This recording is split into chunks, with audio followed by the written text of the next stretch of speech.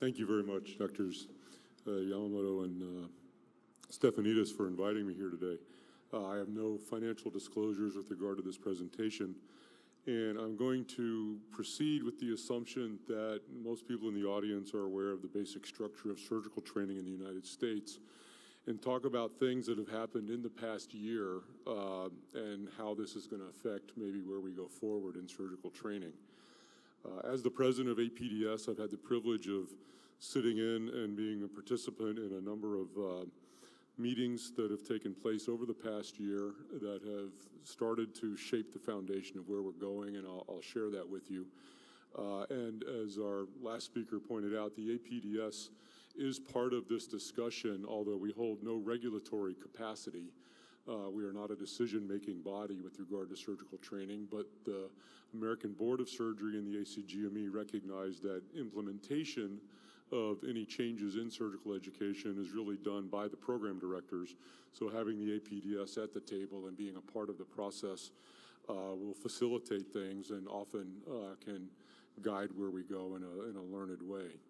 So last April, the American Board of Surgery issued a statement on residency redesign, suggesting that we need to transition to a core bit of training, probably 4 to 5 years, and a plus or mandatory fellowship of 1 to 2 years, with key elements of a learner-dependent education that is competency-based, involving entrustable professional activities, or EPAs, for those of you that were at the luncheon that immediately preceded this, with an enhanced surgical or operative experience, would require a lot of faculty development and curricular evaluations and standards for the curricula. So as the new president, when this came out, I had been in office for 9 days. When this came out, I got a lot of responses from program directors with their concerns about this, and so I was asked to craft a response that got approved by the APDS leadership. And the program directors were supportive of the key elements. We recognize the key elements to this are educational advances and where we need to be in the long term. And I'll talk a little bit about that toward the end. However, philosophically, we had several concerns, one of which is that the core training must produce an independent functional general surgeon. That's what our society needs. That's where the needs are out there. That's where the jobs are. And given that many people that do colorectal fellowships and MIS fellowships and endocrine fellowships and surgical oncology fellowships go on to practice general surgery, if the core doesn't produce a general surgeon that can take call, then we're going to be producing people out of fellowships that can't get jobs. We've seen a number of examples in this country of how a great fellowship can't really remedy a poor residency. I can tell you the worst surgeons I've ever seen were all fellowship trained. So that's not the fix. And de-emphasizing general surgery would not meet our surgical needs. In addition to philosophical concerns, there were also operational concerns, such as operationalizing a mandatory match. We'd need to create new training programs that don't exist now in places to have more fellowships to accommodate everybody that would have to do a fellowship. And operationalizing total competency training immediately with variable training times is a logistical nightmare for most program directors, but it's one I think we'll eventually need to tackle. So in addition to the organizations previously mentioned, the American College of Surgeons is motivated to be part of the solution to improving surgical training in the United States. So they hosted a meeting last May. But the American College of Surgeons, as many of you know, represents not just general surgery, it represents a wide variety of specialties, and all of them were asked to come to the table. And the long and short of it is there are a couple of things that the college can probably do to help in all specialties, including faculty development and helping with the public relations side of things. And so we've asked the college to be part of that.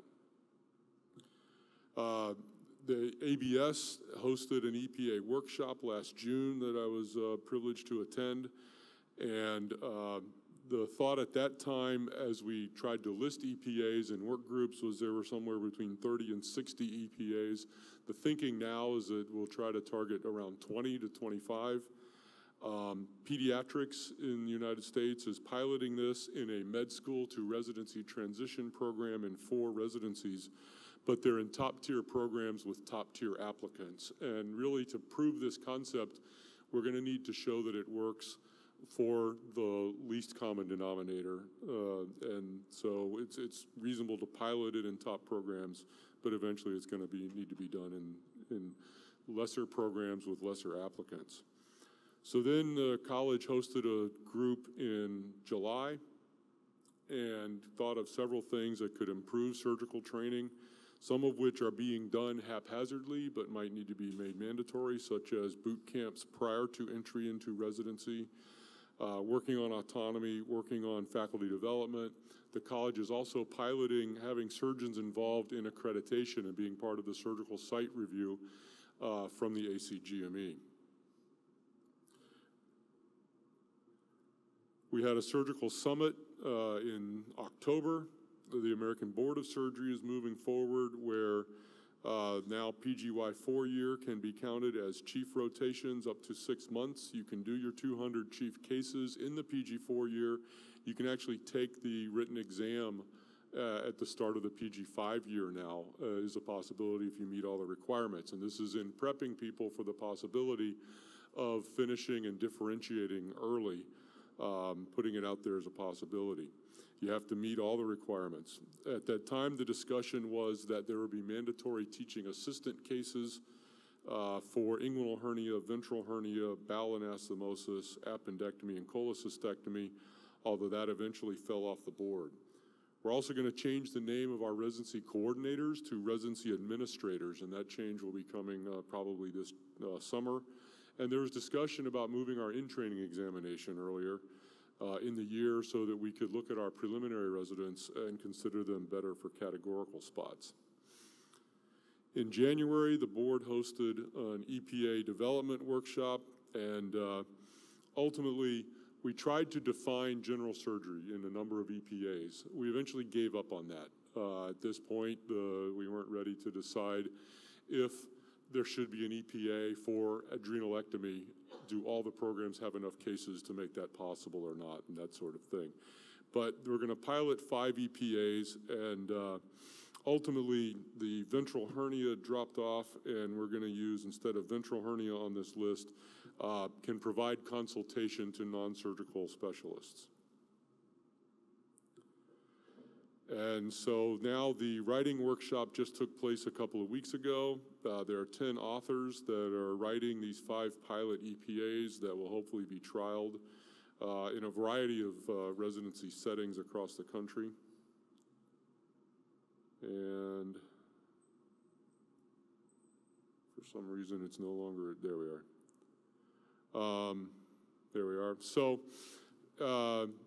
and then recently, the Surgery RRC just put out rules. As many of you are aware, I didn't want to go into the details of the first trial, but the duty hours limits on PG1s are changing as of July 1. They will be consistent with all the other residents. The TA cases they decided not to define them, but there are more TA cases that are going to be encouraged and allowed to be counted, because on some level, if you can teach a case, you're proving competency in that procedure. The American Board of Surgery is not able to change the ABSITE date, at least for the next 2 years, based on other workflow issues they've got with their maintenance of certification exams. But they were able to get the exams graded faster this year, so we were able to look at our preliminary applicants a little better in considering them for residency training. So, and we're not advancing anymore. Yeah. Okay. All right.